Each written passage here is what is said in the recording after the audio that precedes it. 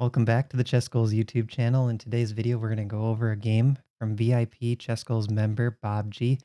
We've seen some of Bob's games before, and in this game, he's playing the black pieces against a 2100 rated player. Gets to employ the Caro-Kann, and this is a really great game. I wanted to showcase it for you guys on the YouTube channel. So let's jump right into the game. We see Bob's opponent plays e4, c6, d4, d5. This is the Caro-Kann. Now we see the exchange variation. If white plays c4, that takes it into the Panov attack territory, but without c4, it's called the exchange. So we see knight c6, c3, queen c7. This move stops the immediate bishop to f4 by white. So this is what we recommend in the ChessGoals Caro-Kann course. And at the time this video is getting published, we actually have a coupon code CAROLOVE, CAROLOVE, for $14 off. So check out a link in the description below for our Caro course. So queen c7 stops bishop to f4. White plays knight to e2, trying again to bring that bishop out to f4.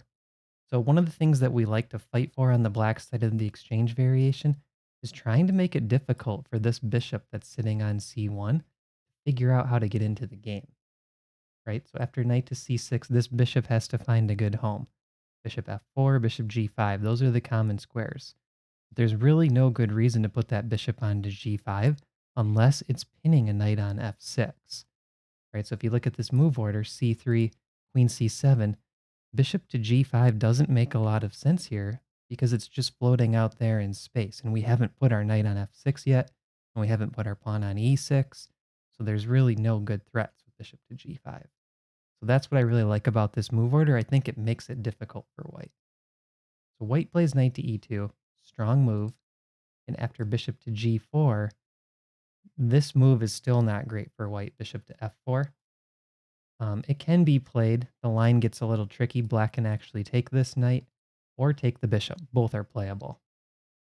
But I think it's pretty much an equal game. White hasn't gained any advantage by playing bishop to f4 that early. So here we see f3 by white. And looking at the opening book, club level database, we're still looking at over 700 games here. So just following mainline theory, essentially. Bishop to d7 by Bob. Another good move. And here we see the first move that pretty much leaves book, queen to b3. There are a handful of games in this line, but I really don't like queen to b3. And I think the reason white played this is because they didn't quite know the theory. And the main idea for black is to play e5. And if it's played right away, I think it's playable, but it does sacrifice this pawn on d5. So I like Bob's choice. Bob plays knight to f6 first, defending the d5 pawn.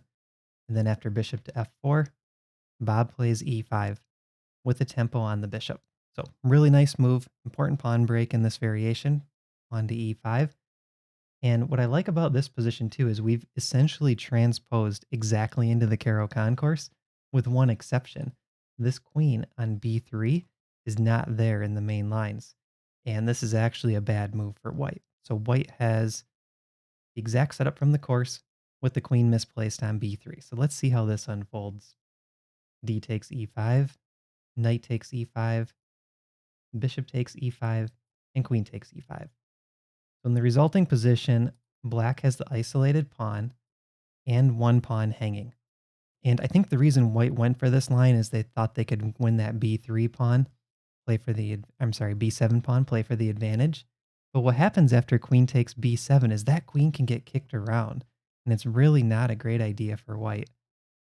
So queen takes b7 was played, rook to b8, queen takes a7.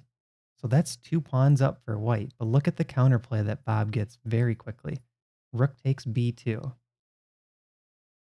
And if queen to a8 check, for example, the rook can drop back to b8, bishop to d6 coming, eyeing the h2 pawn, black's getting castled, white's having trouble getting castled. So really this combination of factors is actually giving black an over 3-point advantage according to the computer. So in the game, Bob played after queen takes a7, bishop to d6. Slight inaccuracy. Bob mentioned in his notes he prefers simple development with the idea of castling and then harassing the white queen once the king is castled. And I think it's really hard to fault Bob for this. Playing rook takes b2 to me does look pretty double-edged, right? If I'm looking with the computer, I can see that it's stronger, but I definitely understand playing bishop to d6 here. Makes a lot of sense. Let's get the king to safety first. Now white plays b3.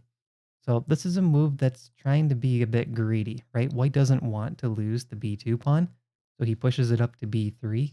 Now it's defended by the a pawn.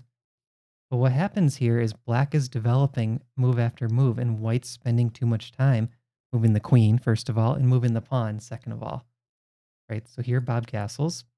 Now we see a blunder by white on to f4. And Bob says in the notes that he couldn't believe his good fortune here, and this is a major mistake.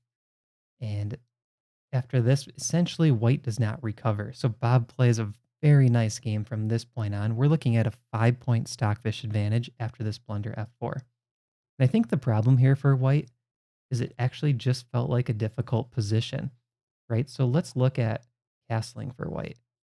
Queen takes h2 check. And if the king moves, now you can play, I think, rook to e8, rook to c8. And the problem is this king is actually in a lot of danger. There's too many pieces around to attack it. So what else could white try here besides castling? Somehow trying to defend this pawn on h2. A move like g3 also feels very slow. Again, there's this rook f to c8 move. The computer keeps mentioning it, and the idea is bishop to c5. So there's still no castling, and this queen is very close to getting trapped with bishop to c5 coming. So that's a strong idea. Rook f to c8 and bishop to c5. King to d1 might have been the best move. Oh, but who wants to play king to d1 with this many pieces on the board? Maybe queen to d4 is a move that I would consider, offering the queen trade. Queen back to e7. But you still can't castle, because if you castle here, bishop to c5 again, it's just waiting.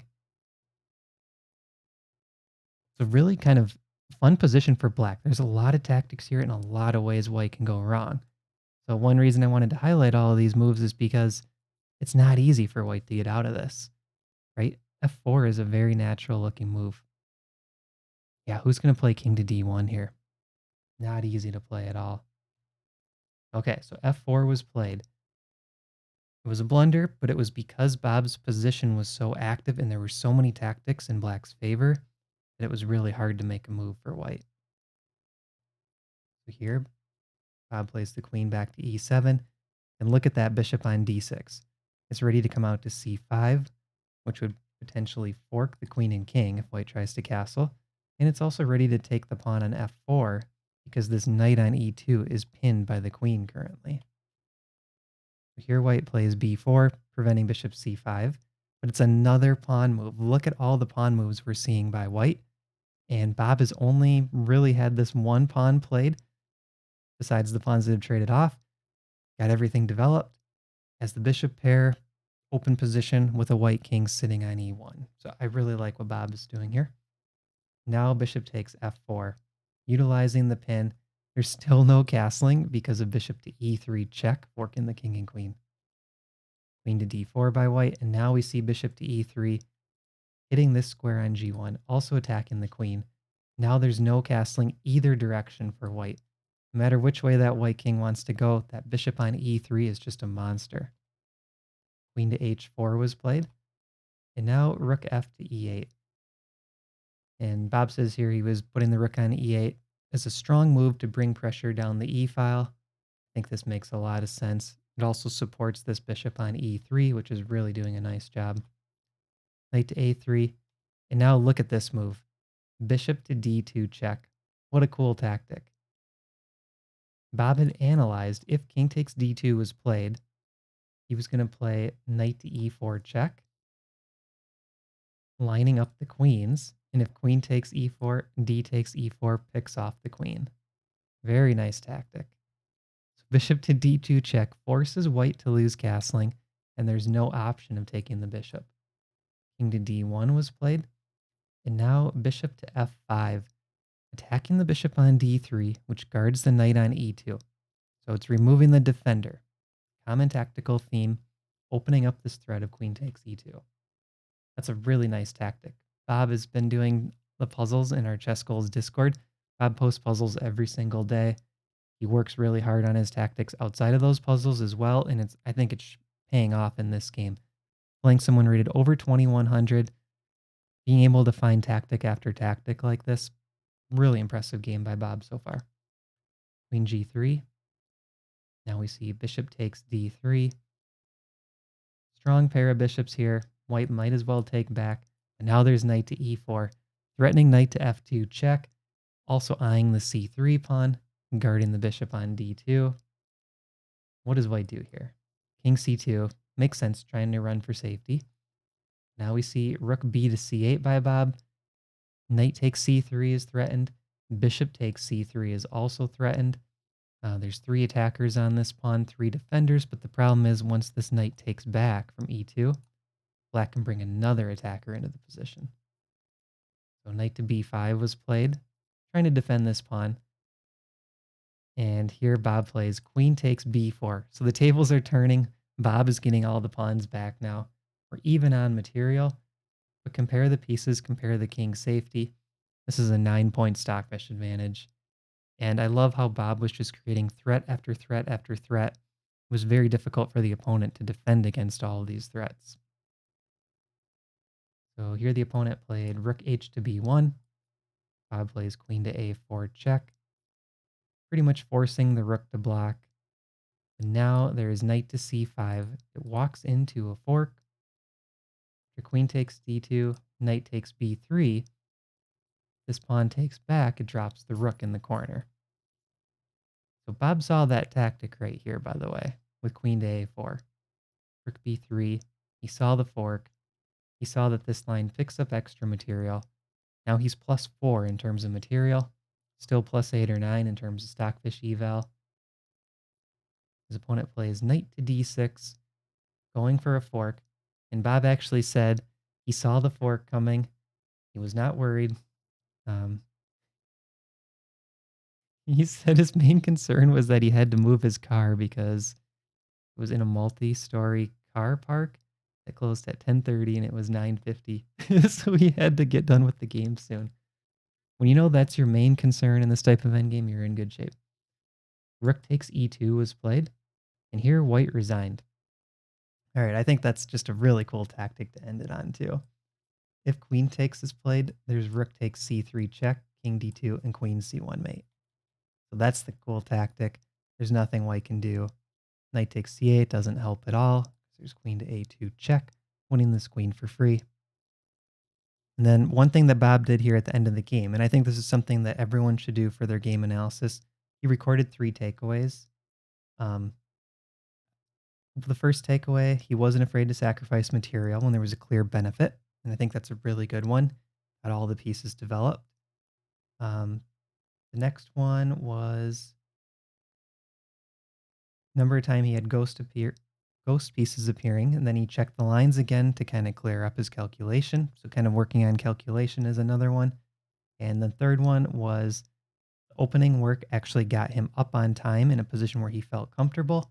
I think that's a really good one. And that's one of the reasons to have like a nice opening repertoire, because if you have an opening repertoire, you can kind of stick with those same plans, understand the ideas, and hopefully put your game into a situation where you feel more comfortable than your opponent when you hit the early middle game. So this was a game analysis from VIP ChessGoals member Bob G. Check out the links in the description below. We have the Caro-Kann course. There's a sale right now with the Caro Love code. And also we have study plans that you can see in the description below. We have free content on our website, chessgoals.com. And make sure to like the video and subscribe to the channel for more instructional content like this. So thanks for watching, and I'll see you in the next video.